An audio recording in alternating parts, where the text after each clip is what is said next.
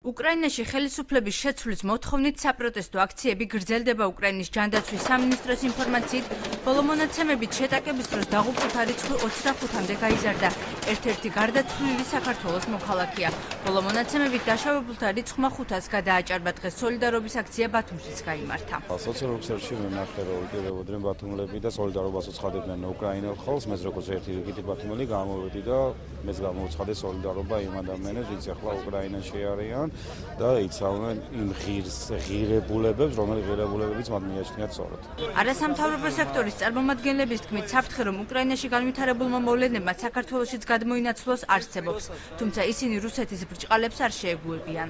ჩვენ სოლიდარობას ვუცხადებთ უკრაინაში მიმდინარე მოვლენებს, ხარს უჭერთ უკრაინელ მომიტინგეებს, ხარს უჭერთ იმ ხალხს, რომლებსაც სურვილი აქვს ევროინტეგრაციის, რომლებსაც სურვილი აქვს, რომ გაიქცეს რუსეთის ბრჭყალებს და სამუდამოდ რეგიონი გახდეს თავისუფალი. ვფიქრობ, რომ საქართველოს ბედი წყდება ამჯერად უკრაინაშიც და ამით არის კაფეო გზავნილი უშუალოდ ბათუმიდან, ქალაქიდან, სადაც წლების განმავლობაში იდგა რუსი ჯარი, რომ საქართველოს ქართველი ხალხი, როგორც უკრაინელები, არ შეეგუება რუსეთის ოკუპაციას და რუსეთის ბრჭყალებს გაიქცევა. დღეს ჩვენ გავმართეთ უკრაინელი ერის მხარდასაჭერი აქცია ქალაქ ბათუმში. ეს არის ჩვენ იმის ნიშნად გავმართეთ, რომ ჩვენ უკრაინელი ხალხის გვერდით ვართ დღეს და საქართველოს მთავრობას მოუწოდებთ, რომ კონკრეტული გამოთქვას თავისი აზრი უკრაინაში განვითარებულ მოვლენებთან დაკავშირებით. უკრაინელ ხალხს სოლიდარობას ბათუმში მყოფი უკრაინის მოქალაქეებიც უცხადებენ.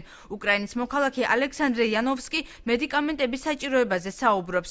იგი აცხადებს, რომ ევრომაიდანზე შეკრებილებს არ ყოფნით წამლები და პირველადი საჭიროების ნივთები. ალექსანდრე იანოვსკი ყველა ადგილობრივს მოუწოდებს შეიქმნას საბანკო ანგარიში და უკრაინაში საპროტესტო გამოსვლების დროს დაზიანებული მოქალაქეებისთვის მედიკამენტების შესაძენად თანხის შეგროვება დაიწყოს.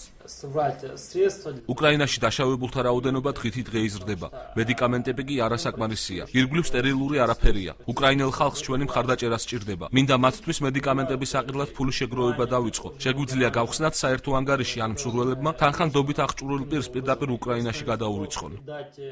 უკრაინაში განვითარებულ მოვლენებს დღეს საქართველოს პრეზიდენტი და პრემიერ-მინისტრიც გამოეხმაურნენ. 20 თებერვალი უკრაინაში გლოვის დღედაა გამოცხადებული.